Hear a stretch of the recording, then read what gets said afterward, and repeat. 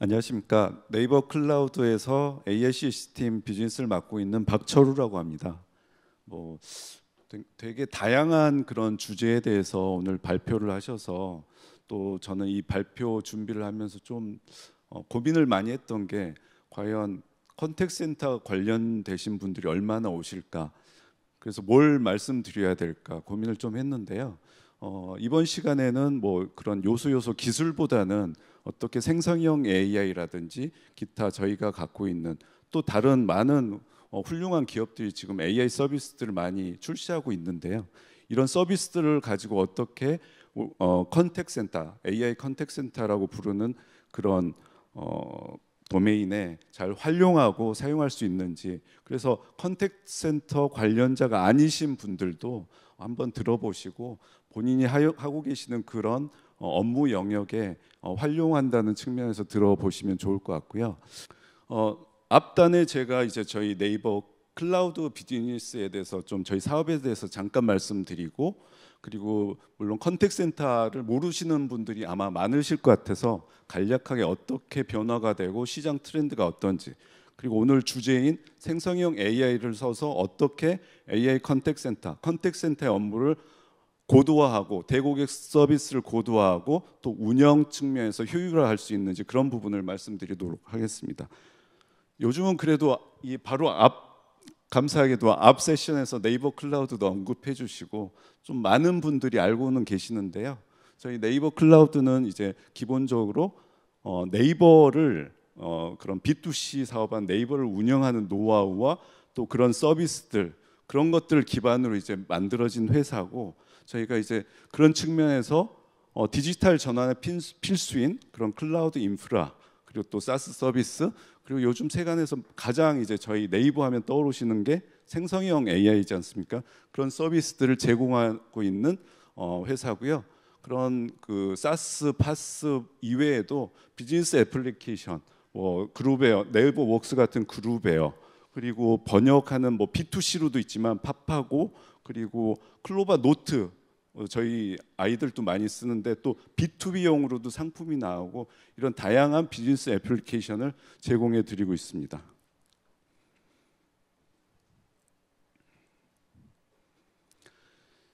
저희가 그 2017년부터 제가 기억하기로는 클라우드 비즈니스를 시작했고요.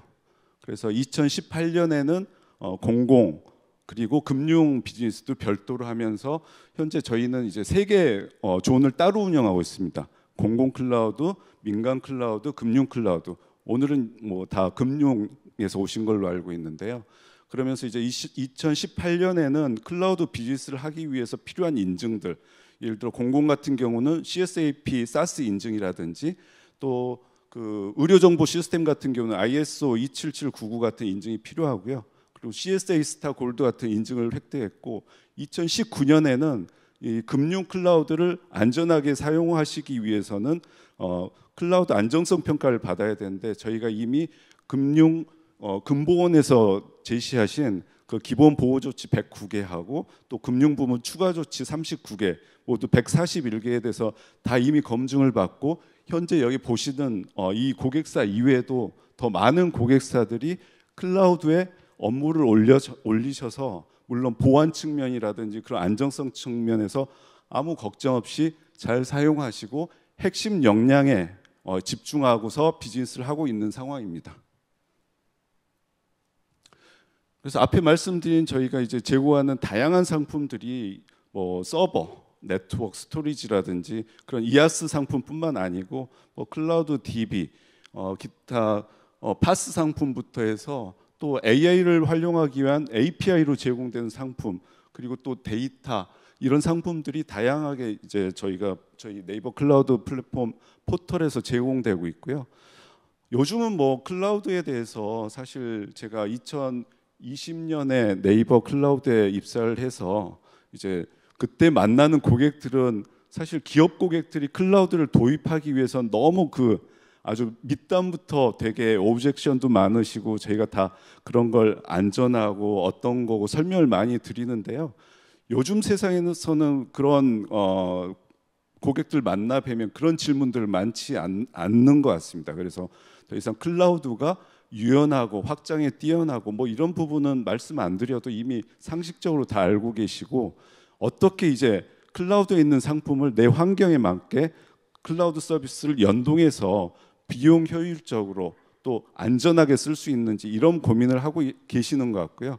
그래서 그런 부분은 뭐 저희뿐만 아니고 다른 외상 훌륭한 CSP들도 있는데 다 같이 이제 추구하는 부분인 것 같고요. 제가 그 지난주에 좀 많이 바빴고 오늘 지나면 조금 이제 편해질 것 같은데, 지난주에 저희 그 AICC 중장기 성장 전략에 대해서 한 달 동안 준비해서 내부 경영진 보고 드리고, 또 모 경제 전문지 기자님 오셔가지고 또 인터뷰도 하고 좀 바쁜 시간을 보냈는데, 또 한편으로는 오늘 이 발표 준비도 같이 됐었던 것 같고요.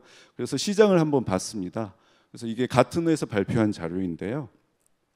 2024년에서 28년까지는 연평균 9%, 여기 숫자는 나와 있지 않지만 9%로 AI 컨택센터, 그냥 컨택센터 시장이 성장하는 거로 나와 있습니다. 물론 이 숫자를 보시면 24년에 13조라는 어마어마한 숫자는 IT만을 말하는 게 아니고요. 그 컨택센터에 필요한 아마도 상담사 인건비, 그리고 상담센터 운영비, 뭐 임대료라든지 이런 게 다 들어있는 숫자일 거예요. 저 중에 아마 일부가 뭔가 이제 그 IT 솔루션이라든지 구축에 들어가는 인건비 이런 부분일 건데, 그런 부분은 저희가 세세하게 알 수 없지만 이 자료가 시사하는 바는 전체 컨택트 센터 시장이 연평균 9%가 성장하지만 2028년부터는 클라우드에 기반한 그런 컨택트 센터 시장이 더 비중이 파이가 더 커질 거라는, 그래서 9% 전체는 9% 성장이지만 온프렘 기반의 컨택트 센터가 마이너스 0.98%, 그러나 이제 클라우드 기반의 컨택트 센터 시장은 25%가 성장할 거라는 그런 자료이고요. 그렇다면 이게 왜 근데 시장은 계속 커질까? 그게 오늘 이제 제가 말씀드리고자 하는 이 생성형 AI라든지 AI가 이 시장에서 시장 성장 드라이버로, 시장 성장 동인으로 작용해서 시장의 성장을 견인할 것이라고 저희가 보고 있습니다.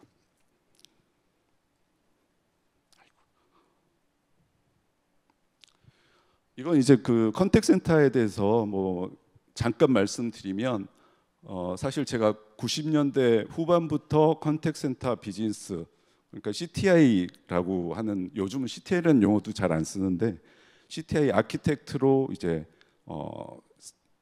컨택트 센터와 연을 맺었는데요. 그때는 거의 이제 컨택트 센터의 역할이 전화라는 단일 채널에 한해서 상담 업무를 진행하던 시절이었습니다.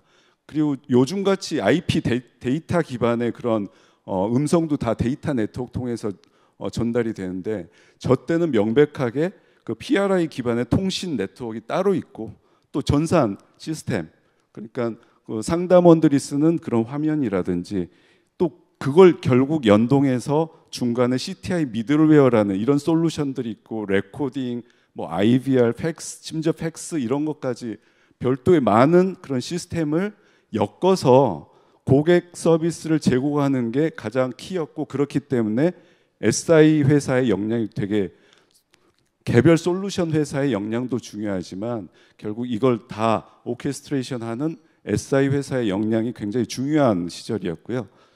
근데 이제 세상이 그 바뀌는 게 지금 뭐 여러 가지 여러 훌륭한 회사들 덕분에 우리가 다양하게 활용하고 있는 뭐 모바일이라든지, 그리고 소셜 미디어, 그리고 콜 이외에도 이메일을 통해서 얼마든지 이제 그런 내가 갖고 있는 고충을 컨택트 센터에 문의도 할 수 있고. 근데 이제 초기에는 이런 고객 접점이 채널이 분리돼 있는데 이게 통합이 돼 있지 않다 보니까 내가 이미 전화해서 뭐라고 제 불만을 얘기했는데 그 다음에 이메일로 또 저는 연장선상에서 이슈를 제기했지만 그쪽에는 이제 통합이 돼 있지 않기 때문에 다 개별적으로 또 얘기하고, 이런 상황이어서 이제 나온 개념이 사실 오래된 개념이긴 합니다. 이런 멀티 채널에서 고객 여정을 전체적으로 통합해서 관리해야 된다는 그런 옴니 채널 개념이 나왔고, 요즘은 AICC라고 부르는 이유가 말 그대로 CC가 아니라 이제 AI가 어떻게 이제 접목돼서 AI 그 컨택 센터를 구축하느냐, 이런 개념으로 성장을 했는데요. 그렇기 때문에 지금까지의 그 컨택 센터 시장은 우리나라의 그 막강한 통신 인프라를 갖고 계신 통신사 3사와, 그리고 컨택 센터 아까 말씀드린 그 SI가 중요했던 시절에서 쭉 20년 넘게 커오신 그런 우리 컨택 센터 전문 회사들이 굉장히 리딩하는 시장이었는데요. 사실 그 컨택 센터 시장의 가장 중요한 솔루션이 이제 그 IPCC라고 하는 컨택 센터 솔루션입니다. 그렇지만 이 시장은, 이 솔루션은 이미 뭐 우리나라에서 굉장히 많이 쓰고 계시는 온프레임 기반으로 제네시스도 있고요. 그 이외에 많은 솔루션들이 있는데, 이미 외산이건 우리 로컬, 우리 한국에 있는 그 솔루션 회사들이 만든 그 솔루션이건 20년이 넘도록 개발이 되어 온 성숙한 굉장히 상향 표준화되어 있는 그런 솔루션이고요. 그래서 더 이상은 컨택 센터에서 AICC를 도입할 때 가장 중요한 요소로 컨택 센터 솔루션을 보지는 않습니다. 오히려 제가 연초에 굉장히 많은 AICC 문의를 고객분들한테 받았는데, 그 이유가 뭘까요? 결국은 AI 측면에서 생성형 AI가 화두가 되면서 이걸 어떻게 AICC, 컨택 센터의 접목에서 활용할 수 있을까, 이런 고민 때문에 아직도 저희 네이버 클라우드가 AICC 사업을 하는 걸 모르는 고객들이 많으심에도 불구하고, 그래서 제가 여기 나왔지만 그럼에도 불구하고 AICC 문의를 굉장히 많이 받았습니다. 그래서 더 이상 컨택 센터 시장은 컨택 센터 솔루션이 아니고 이 AI가 가장 중요한, 그래서 컨택 센터 경쟁력의 가장 중요한 요소는 이제 AI를 어떻게 활용하느냐, 그 부분이 되지 않을까, 그런 말씀을 드리고 싶은 거고요. 이 세부 내용은 뭐 뒤에 또 나와 있으니까 또 다시 말씀드리기로 하고, 저희 그 요즘은 생성형 AI가 되게 이제 화두가 되면서 그것만을 바라보시는 경우가 있는데, 물론 저희가 이제 네이버의 생성형 AI LLM은 하이퍼클로바 X라는 제품인데요. 이 제품 로드맵으로는 앞으로 다른 오픈 AI처럼 그 멀티모달로 음성도 지원하고, 이미 비전 쪽은 지원하는 게 발표가 됐고요. 여러 기능들이 통합해서 나올 텐데, 아직은 그 과도기에 있고 이미 그 이전부터 저희가 갖고 있던 이런 요소 기술들이 STT, TTS, 그리고 뭐 번역, 그리고 분석에 필요한 거, 이런 것들이 다 개별로도 존재하고 로드맵에 따라서 하이퍼클로바 X로 점차 이동하고 있는, 통합되고 있는 상황입니다. 그래서 저희가 바라보는 그 AICC는, 그러니까 AICC의 그 데피니션이 명확하게 있지는 않습니다. 결국 어떤 분들은 그냥 아주 조그만 챗봇 하나 개발해도 AICC고, 저희가 이제 최근에 뭐 보도도 다 됐기 때문에 SK증권이나 롯데카드를 전체 온프렘에 있던 컨택 센터를 클라우드 기반으로 올려서 거기에 챗봇, 음성봇, 또 TA라든지 보이는 에어리스 모든 게 다 들어간 AICC, 이걸 뭐 진정한 AI 컨택 센터라고도 보는데요. 제일 중요한 거는 그 어떤 범위로 하느냐가 아니라 결국 기존에 있는 컨택 센터를 잘 운영하면서 추가로 AI 기능을 활용해서 이걸 어떻게 대고객 서비스의 질을 높이고 내부 직원, 상담사, 관리자, 아니면 경영진, 이런 분들의 업무를 효율적으로 도와드릴 수 있는지, 이런 부분이 저희가 생각하는 AICC고요. 그래서 결국은 좀 더 지엽적으로 말씀드리면 컨택 센터와 AI가 잘 결합돼서 최대한 자동화할 수 있는 부분은 AI가 처리하고 나머지 부분은 이제 사람이 처리하는, 이런 하이브리드 형태의 AI 컨택 센터가 사실 뭐 진정한 AI 컨택 센터가 아닌가, 그렇게 생각이 되고요. 계속 그래서 제가 이제 시간이 많지는 않지만 세 가지 측면에서 생성형 AI에 대해서 말씀드리고자 합니다. 한 측면은 고객 서비스 측면, 또 한 측면은 상담사, 그리고 또 한 측면이 이제 관리자.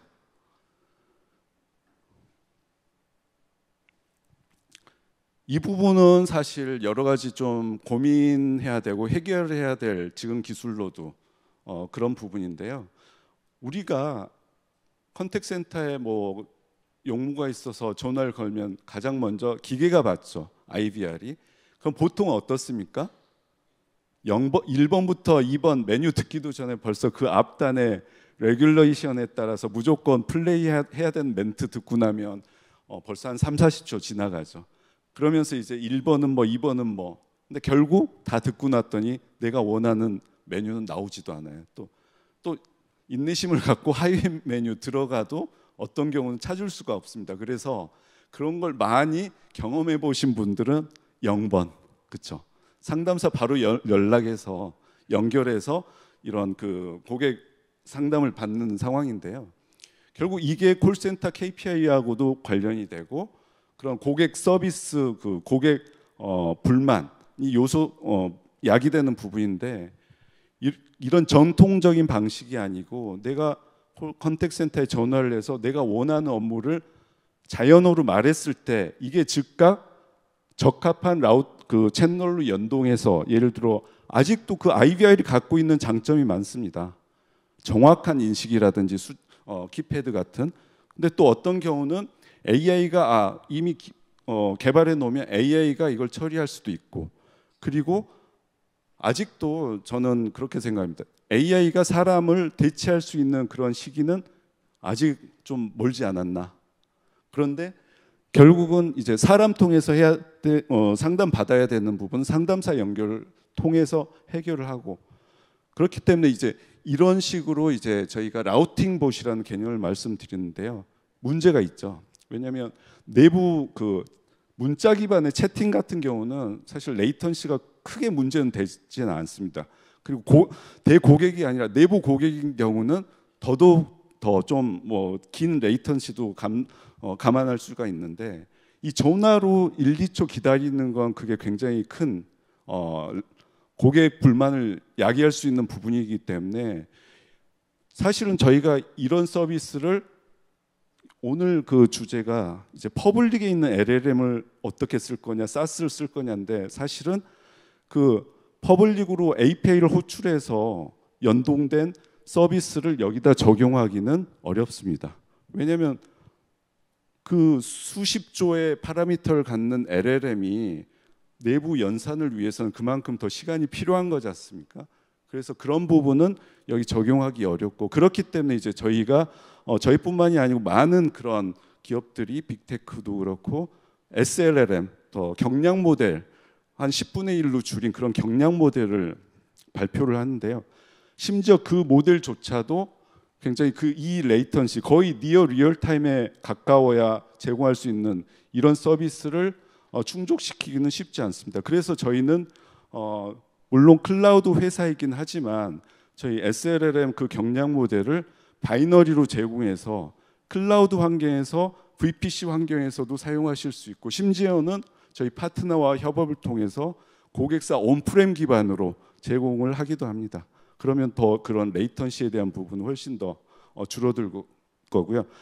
그렇게 하면 또 다른 이제 단점이 있죠. 뭐냐면 그럼 그걸 누가 운영할 거며, 또 학습은 계속 어떻게 시킬 거며, 그러한 것들이 저희가 이제 몇몇 파트너를 통해서 직접 매니지 서비스를 통해서 비용이 크게 부담이 되지 않는 정도로 해서 저희가 또 공급을 하고 있고요.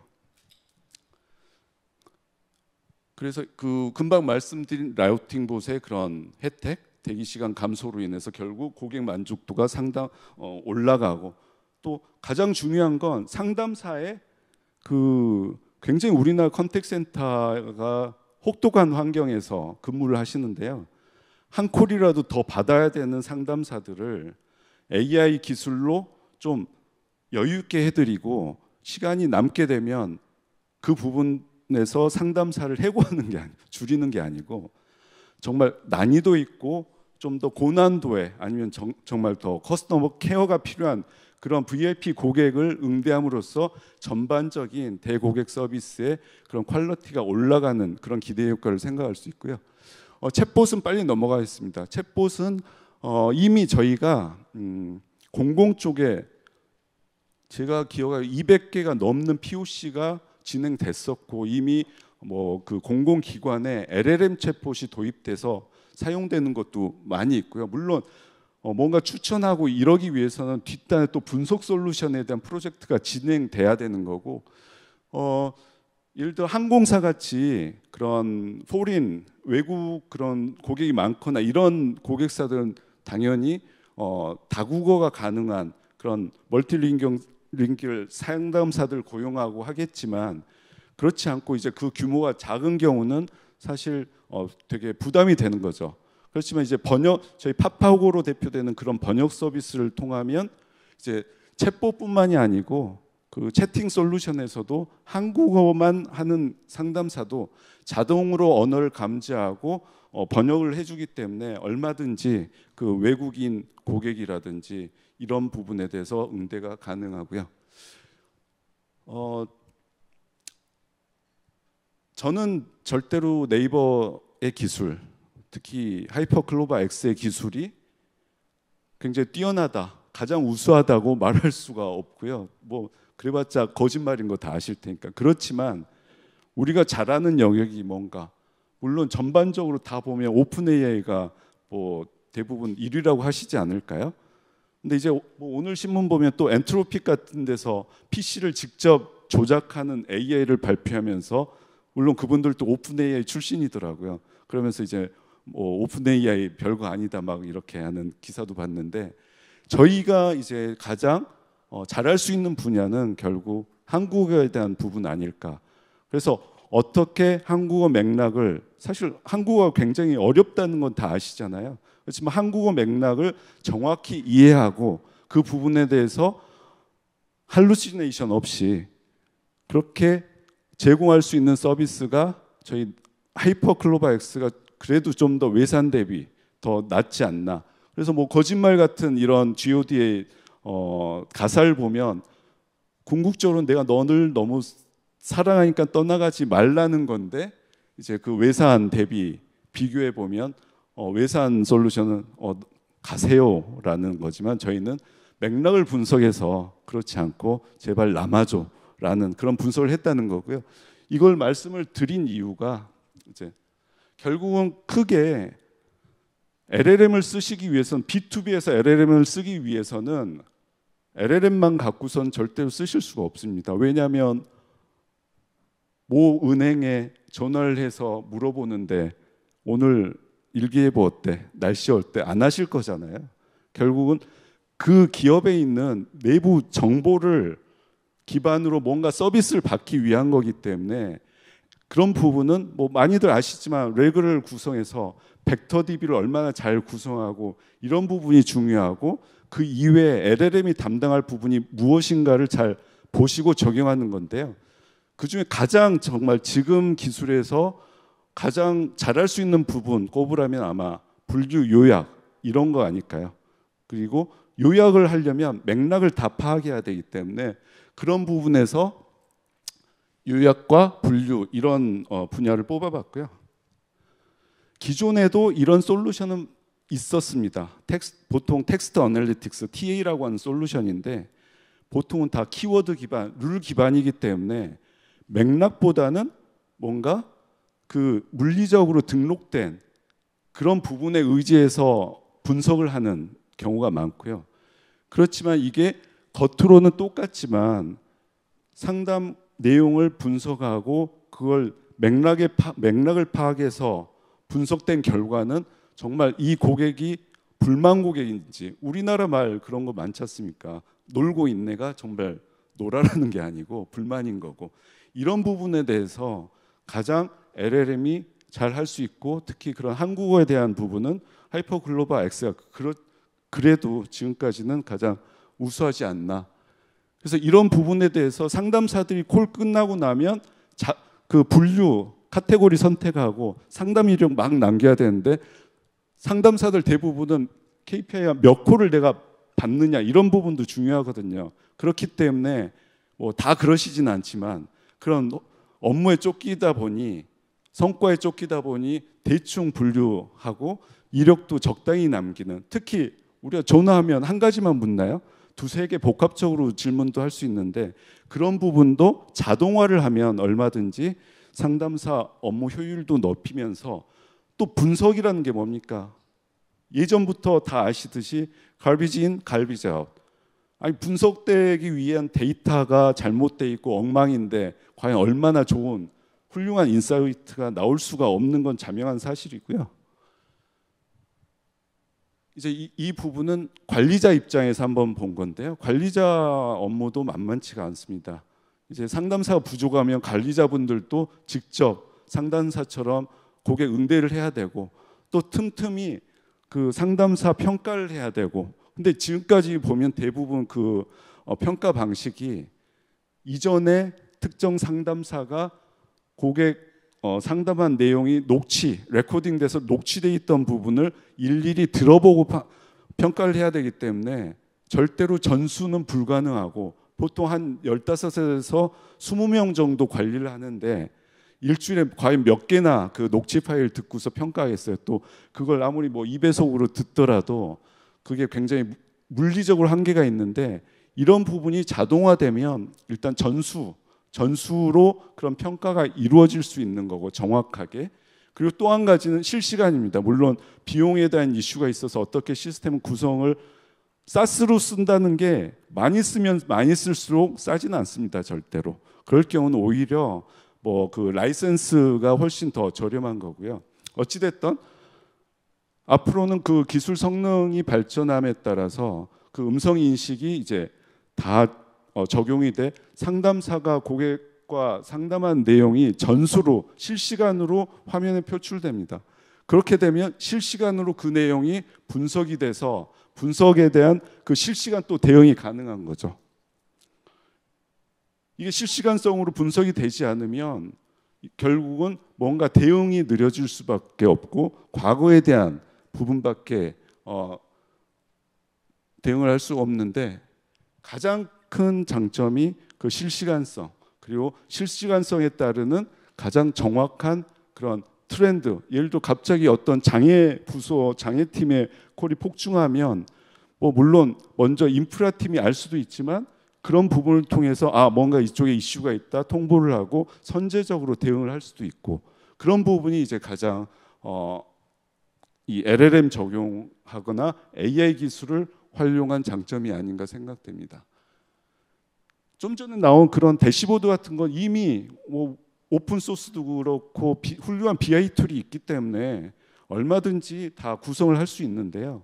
보통 컨택센터 가보시면 전광판이라고 해서 상황판, 뭐 요즘 이제 TV가 크니까 그런데 몇 콜 들어와 있고 그런 콜 통계 위주의 그런 인사이트밖에 얻을 수 없지만 실질적으로 상담 내용에 대한 정보는 제공할 수가 없습니다. 그런 부분은 물리적으로밖에 직접 다 뜯어봐야 하는데 그런 부분을 자동화하면서 이렇게 실시간성으로 대응을 할 수 있는 그런 고도화된 그런 시스템을 이제 만들 수 있고요. 마지막으로 이제 트레이닝봇입니다. 트레이닝봇은 관리자 업무 중에 또 그리고 상담센터, 컨택센터 상담사 이직률이 높기 때문에 이 부분에 대해서도 굉장히 기업들이 고민이 많습니다.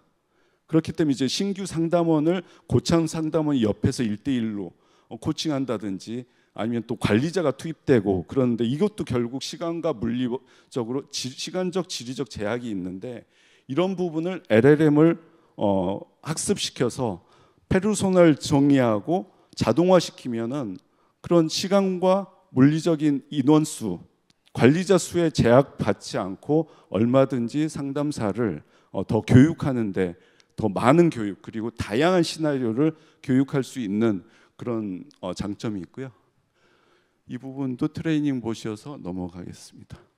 그래서 이제 거의 마지막 장표인데요. 금방 말씀드린 부분을 감히 저희 네이버 클라우드가 다 제공하지는 한다고 말씀은 못 드립니다. 왜냐하면 그만큼 컨택센터를 구성하는 유수한 솔루션들이 많이 있고요. 그렇기 때문에 저희가 네이버 클라우드에 있는 마켓플레이스를 통해서 저희 서드파티 솔루션들을 유치하고, 저희가 직접 제공하지 못한 상품들은 저런 서드파티 우리 협력 솔루션 파트너사와 협업을 통해서 고객 니즈와 그 특별한 그런 인프라 환경에 대응을 하고 있는 상황이고요.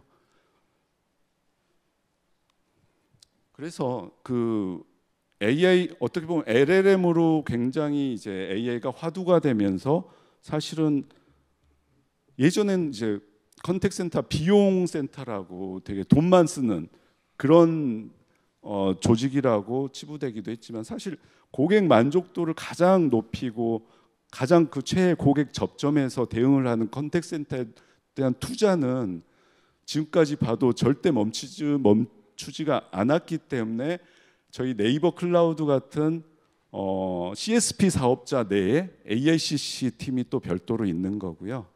그래서 저희가 이제 내부적으로 고민하는 건, 서드파티의 유수한 솔루션이 있지만 또 별도의 그런 니즈가 있기 때문에, 특히 CS 업무에 특화된 그런 그 상품을 또 내부적으로 저희 기획하고 있어서, 뭐 내년이라든지 언젠가는 그런 또 그 아주 더 사스양으로 자동화되고 비용 효율적으로 쓸 수 있는 상품이 아마 나올 것으로 기대를 하고 있고요.